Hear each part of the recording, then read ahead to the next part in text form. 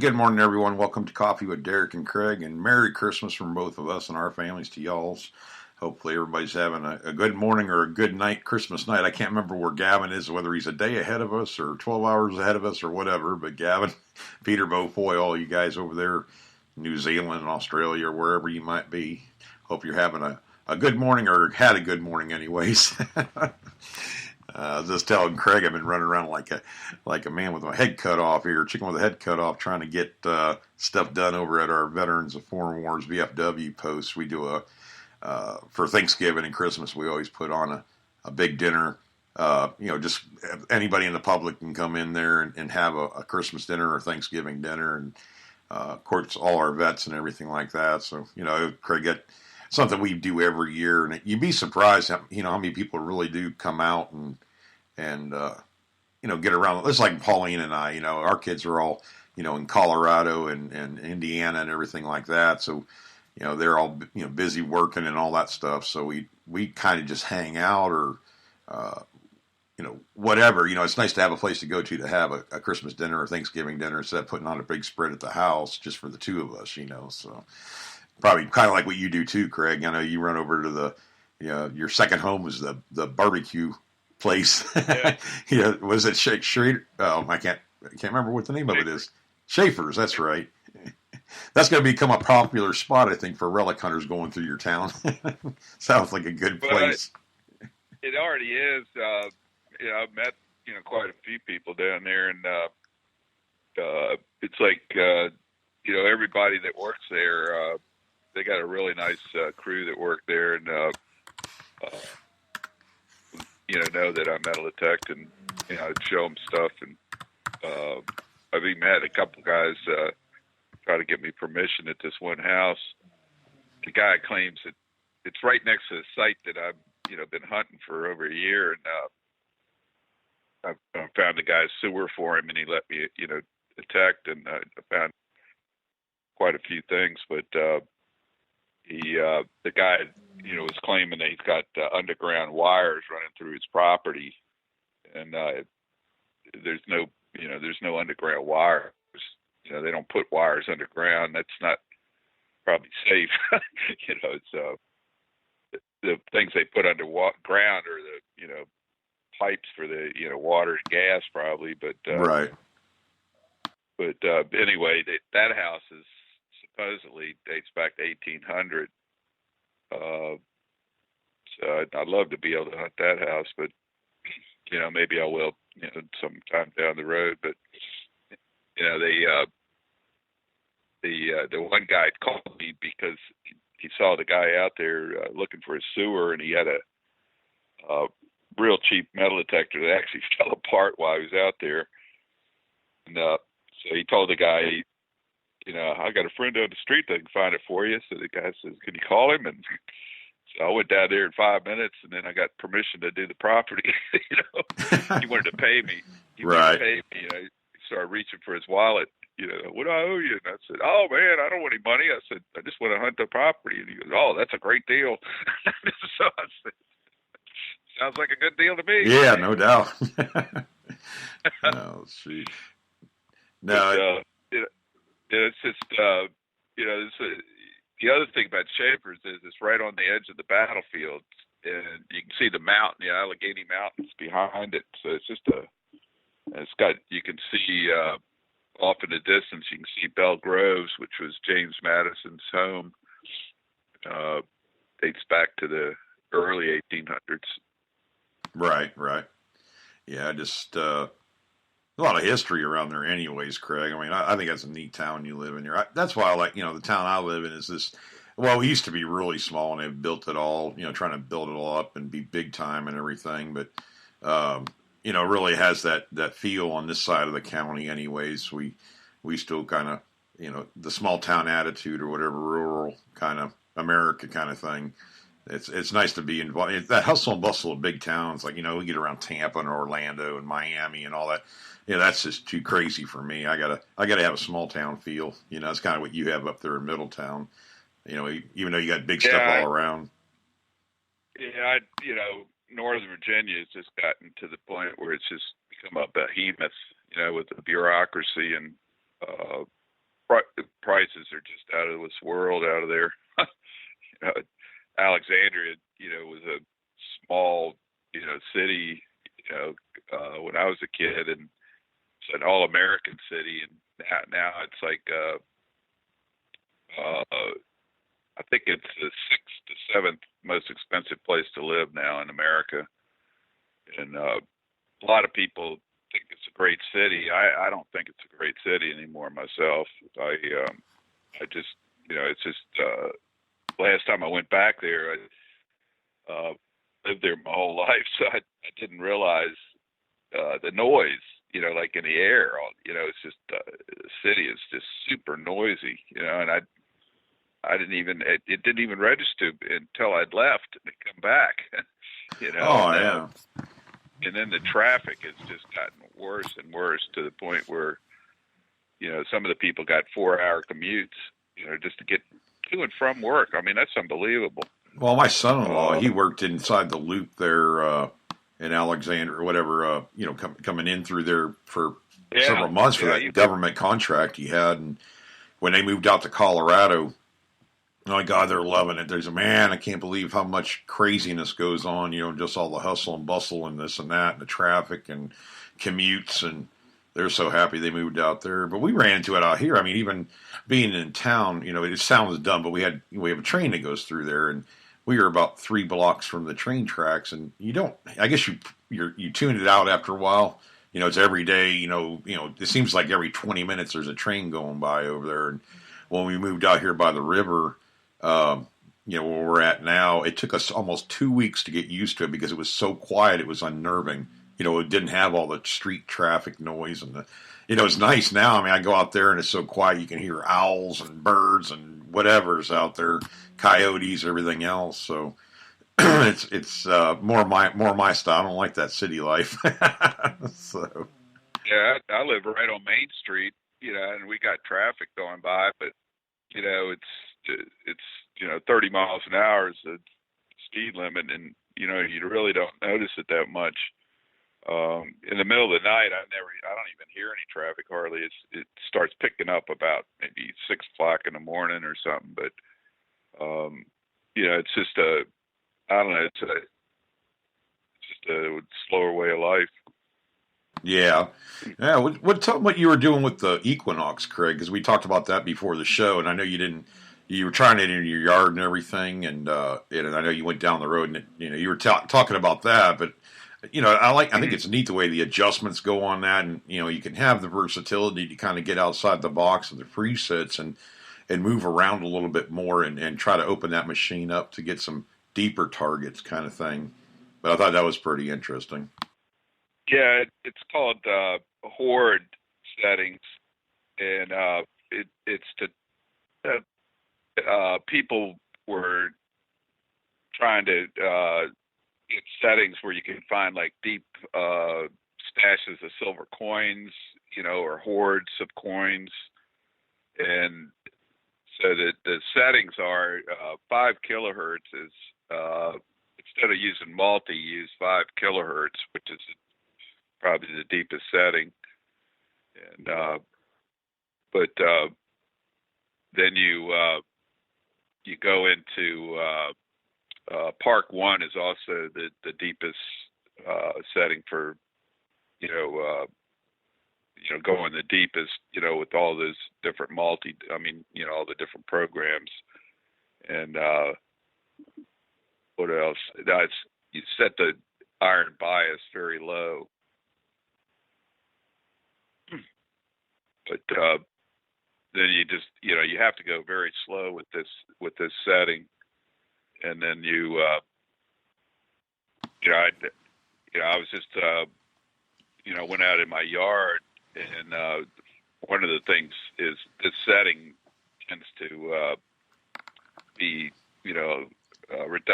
it likes iron, big iron. Right. Which I don't mind because, I want to try to find some more pieces of shells and stuff in my yard. And I know there's got to be some more pieces in there somewhere, but, I got this signal right off the bat, within a minute of swinging out there, and I thought, man, that sounds, I'm getting it seems like on the deep iron, it gives a real high pitch on one direction, but not in the other. Right. So it also sounds like it might be something mass too. When it gets a signal like that. But I dug down over a foot and pulled this thing out. I'm not really sure what it is. It's some people think it's a tap to a barrel, and then other people think it's flagstaff or something like that. Yeah, that's what I thought it was. It just has like that look about it. Yeah, it's got this, iron rod, and it's got like iron ears on it, like Mickey Mouse. But, well, I was kind of thinking it was like for the old wrought iron gates and stuff like that. That's what it kind of looked like to me. But then why would it screw on? Usually those are kind of made that way. That's why I was thinking. Flag, some kind of a flag holder. You're right along Main Street right there. That's why I was thinking maybe that was it. Or I don't. It's just hard to tell. It's what is it? But it's all pirate treasure, Craig. It might be something millions and millions of dollars worth, right? Or it could be just a piece of junk. You never know, but. I deal with that on that side I'm on. Pre-1880s, right. The railroad ran right, down, which is Main Street now, and one block away was Church Street, which used to be the main street. Right. But it's it could be something related to the railroad too. That's what would be my guess. Yeah, I found a lot of little small railroad spikes all through the front yard, and then they kind of even in the backyard. It seems like they pushed all the dirt or something through my yard. There's like, one guy was saying, I was digging one hole and the guys were remarking it was like a burn pile, and right. I said that under my yard, it's like that. I actually tested the other day. I buried a silver dime at about 7 inches in some of that dirt in the front yard. There's some places where it's hard to hear that dime, right? Because there's so much carbon, I think, in the ground. The ground is like grayish. Yeah, you have definitely strange looking ground. When I see you dig, it's like it changes color. It's then you got that clay kind of stuff, and then it'll be black or whatever. I remember that one guy was, kind of giving you a hard time about it doesn't look like you planted it. It doesn't look the same color, or it's encoded or whatever. And, you try to tell them, hey, this ground is strange as heck anyways, because every part of your yard seems to have a different soil type or different mineralization to it. It's strange, the place right up the street from you, a block away, the dirt is like that a lot in that yard. There's some places where it isn't, but more in the backyard, the dirt is different. But up toward the street, you got these, it's just some of the yards I've done in this town are just, it's just like my yard is just covered with square nails. It's just, there's been cabins on that, in this town since probably 1760, or maybe even before that. And there was there's actually a stone fort about a half a mile from my house, and people on the property, you can't see it because the property's wooded over, and the guy won't let anybody go back there or anything. But supposedly this fort had bolt holes in it, so the guys could shoot the Indians through the holes. Oh yeah, but, it was a rough area, George Washington actually came up here in 1755 to rout the Indians. The Indians were being, the French were paying the Indians for scalps and stuff, and using them to, try to drive all the people out of that area. Right. George Washington went up here and, started messing, trying to protect the people and, get them organized with a militia. But, hey, Craig, I do have, Gavin has a question for you here on chat. He's wanting to know, does it sound, what is it, or how does it sound when when the front of the coil is passed over the item with these settings? Is it more of a solid signal? I guess with these new settings you're talking about, this horde Mm-hmm. uh, settings. Well, when I found that the iron has like it seems like it pings, iron, it pings high in one direction, kind of like a nail does on some machines, deep. Right.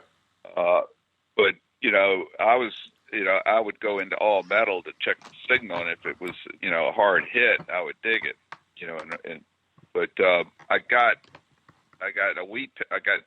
several wheat pennies in a memorial I got a memorial that I think was on edge at about maybe 6 inches, and it read like 22, and then when I got it out of the hole, it read 25. And I got two other wheat pennies that, pretty much locked on at depth. They were probably 7 to 8 inches deep, and it was a good tone in both directions. Both of them were up against the fence, so I couldn't check them in two different directions. I could only go one direction. Right. Yeah, because of the fence and everything couldn't swing. Yeah. Yeah. I'm gonna try these same settings with the small coil, with the 6-inch coil, because I've been using.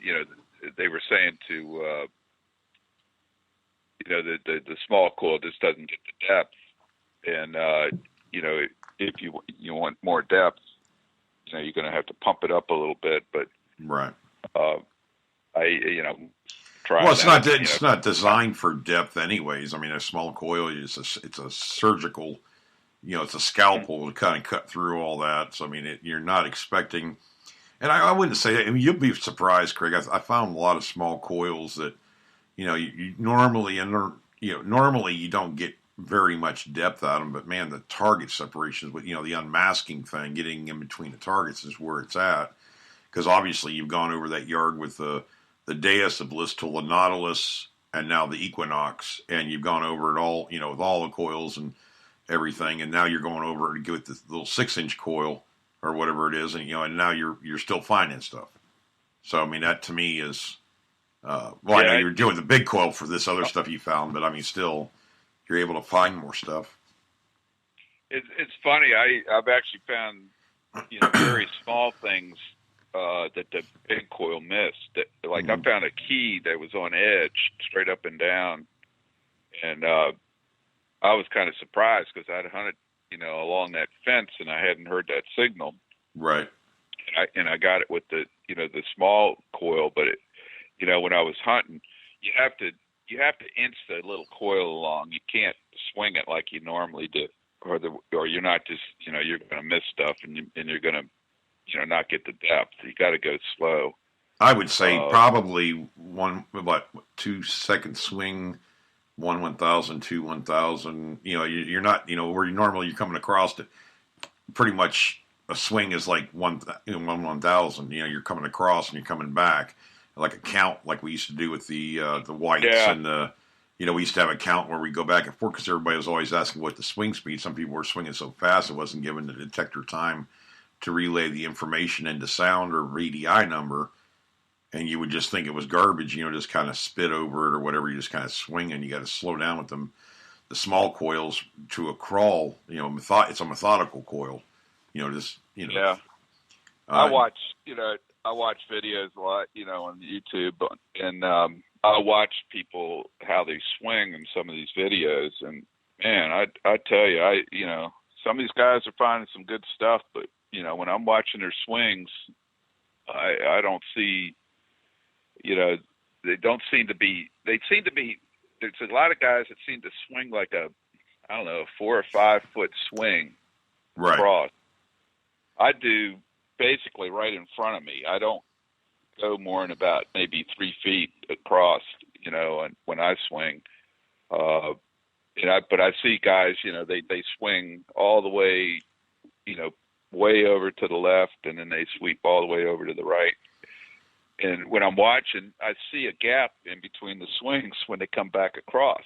Yeah, it's almost like a Z shape, zigzag. Yeah. You're missing stuff on either side when you swing that wide, unless you're moving so slow. You almost have to stutter step, is what I used to do. Kind of like take a One step, thing, swing, and then take another step. I was watching a bunch of videos on Pound the Ground, and they had Mm. 1,000 guys hunting, I think 1,000 acres or something, up in Rhode Island. And there was some very good hunters that were doing videos. It was I won't say who they are, but one guy that's very successful. I mean, he had like maybe 5 things he found in 24 hours of hunting. It was Right. like it was tough. And then there was another group where it's one of the bigger YouTube channels, and the guys were out there hunting, and everybody flocked over there, and it was almost like a competition. People getting upset, because a couple guys got coppers, and they were, so I was watching, and it was like the more coppers people found, the other guys were like swinging like wild men. I mean, they sped up, they Right. were like, like it put pressure on them, and It's just it's a natural response, because I've Yeah. seen that happen at a couple different hunts we went to where people were getting, really agitated about finding, and sometimes you're just not going to find nothing. I mean, it's happened to me. It's happened to Craig. It's, if you've been out here doing this long enough, and I don't care if you've been doing it 50 years, if you don't get your coil over it, you just don't. But speeding up is probably the worst thing you can do. It is. It is. And, I've always had a rule in the past, and sometimes, you're hunting all day and you just get, tired. get tired, or, and then you start losing your integrity on your swing, and, or you're out with some guys, and a couple guys are finding something good, and, you start speeding up, trying to, Well, it happened with the around to find CTX. stuff, and, there's a psychology I see to the hobby, and I see, there's a certain percentage of people that lose their minds in this hobby, where they get so upset, because they just, they're not. I've had guys they just, blew up at me because I found something good, and they're not finding anything, they just, I've had people say, well, why don't you move away so I can hunt this area? And then I go, yeah, all right, I'm going to, if I asked you that, yeah, I'm sure you'd move away. Yeah. It's the biggest thing too. It's like Gavin's calling them weed whacker swingers, and like, doing the lawn. And then he says, you want to get it done quickly. It's a finesse thing. Sometimes, obviously if you guys have been hunting, all the situations you can get into where coins are on edge and stuff is not right, and you got masked up stuff, and you got to slow down in order to get it. And, we've all done it. I mean, I've speeded up in one time in North Carolina or in Tennessee with the guys, and I was hunting with, and they said, "Man, we've never seen you do that." I ended up halfway across the field, so I didn't even realize it. I was kind of going, and but I'm also I was running a longer swing. You can extend your detector shaft out a little bit, cover more ground, but you got to really watch on how you're walking, or you really leave a lot to. You're going to miss a lot if you walk too fast. You almost have to stutter step to do that, and it can get even the way you walk can get aggravating when you're sometimes you're better off shortening the detector shaft a little bit, and like Craig said, working the 2 foot right in front of you widthwise. That way you're not tearing up your shoulder. That was my problem, is I was swinging to the left wasn't bad, but I'm right-handed. I was swinging to the right, my arm is coming all the way out to get that extra piece of ground out there. Kind of like when you're beach hunting, trying to cover as much ground as possible, but you want to cover it thoroughly. But I was actually hurting my shoulder by going out that far because, it's not a range of motion that I was used to doing a lot, except metal detecting. And you can build yourself up, as far as the certain muscle groups. But, I started hunting that 2 foot area, right in front of me. It seems to work out better. You just cover the ground better. You can watch the coil more. Lay some string out or something like that, and lay it if you have a say 11-inch coil, lay string, just a few pieces, like a foot apart, and then walk over like you would normally be detecting, and you can watch where that coil's going. If you're overlapping by a quarter, or whatever your overlap is. I mean, obviously with the concentric coil, you want to do it by half, but if you're not covering the ground, if you notice a zigzag pattern, well, you have to change up your swing style a little bit to accommodate, because you don't want to miss 2 foot on either side of you, or through that Z, call it a Z swing or something like that, where you're kind of zigzagging and not even realizing it. A lot of guys miss stuff like that. I really shorten my detector down. I like it shorter, and then you don't take as big a swing, cross, but that's just the way it's.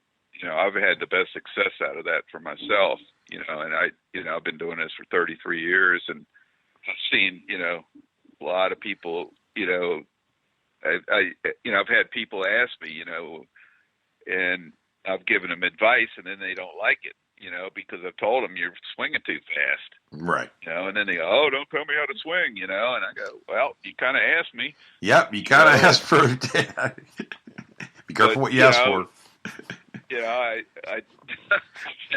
I'll give people advice, but it's funny how people, they don't want it. They think, they know everything. And I've had other people, that are newbies, take every bit of advice I've had and actually gotten better quicker. Right, but, right. And that's what it's about. I mean, I hunt with people for that reason too. I mean, we, friends and everything, but some people are very, in what they do, they do it a different way than I do, but I'll take that information and kind of incorporate what I can into the way I hunt. And I'm sure they do the same thing on the way, it's just an exchange of information. It's not outwardly like you're showing them, but if they're watching, that's the thing. I mean, you can gain a lot of knowledge on how to do stuff just by watching what other people are doing and knowing what you don't want to do, with the bad habits, so to speak. Metal detecting is not a race. You're basically trying to find little tiny deep targets in the ground, and the faster you go, you can miss a target by 3 inches that you would have picked up with a slower swing. Right. And in this game, an inch is as good as a mile. It's like, you can miss something by an inch. It could be a mile. It doesn't matter. You missed it. And how many targets do you think you miss? When you're out there hunting. I've gone over my yard for 2.5 years, and sometimes I get a signal. I go, how did I miss this? I think sometimes, the ground changes over a year or so, with the, freezing and thawing and, the moisture in the ground, and, maybe a coin's on edge and all of a sudden it shifts a little bit in the ground and it's not on edge anymore. I don't know. It's, right. And you also have halos, that, you get from being, stuff being in the ground longer. Yep. Yeah, sorry, but Craig, I got a machine going off in the other room. I got to get it turned off here. But we're about 7:30 here. Craig probably going to shut it down for today. And Gavin's saying, he goes, I used to swing very wide in the early days, thinking I'd cover more ground, when in fact I was missing spots between the swings. Now I'm using shoulder to shoulder swings and slowing down. Yeah. My shoulder thanks me for the shorter swing. Yeah, that's exactly what I did, Gavin. I was tearing up my rotary cup on my shoulder, swinging, covering around, but not covering it thoroughly and hurting myself. But we're going to talk more about this, Craig, too, because I think it's important. But I did want to say that we're going to be on Relics Radio tomorrow night at 8 p.m. Eastern Time. Craig and I guess, me and Loy wanted us to come on the show, him and Mark and Jeff there. I don't know what's going to come of it, because really we don't even know what we're going to talk about or what they're going to ask us. So it's off the cuff, as always, Craig. So, might want to listen to him. It'll be right in our wheelhouse. Yeah, no kidding. Never know, brother. We can just kind of go with it and go with the flow. But yeah, I'm going to get off here. I got to get this machine shut down and everything. Yeah, I can't wait to be on the show. I think it'll be cool. Oh yeah. Lloyd and those guys are great. Mark Hoover's been a friend of ours for a long time, so it should be a good show. So check it out tomorrow night on Relics Radio or on Spreaker.com. If you haven't followed them yet and liked their show, make sure you do that. You know, Lloyd and Mark and Jeff, are good people and everything, and they put on a heck of a show. They have a lot of good guests on there. And that's something they do. Have always done well. Lloyd's very good at that and getting good people on there and sharing a lot of information. So Craig and I will be on there. I'm going to take off. I got to get this machine shut down and everything over here, so you hear it in the background. But anyways, guys, have a Merry Christmas from Craig and I, and enjoy the time with your family. Of course, Gavin's already 14 hours ahead of us, so he's already into the next day. So he's playing with all the toys he got for Christmas. So we'll see y'all later. Have a Merry Christmas and a Happy New Year.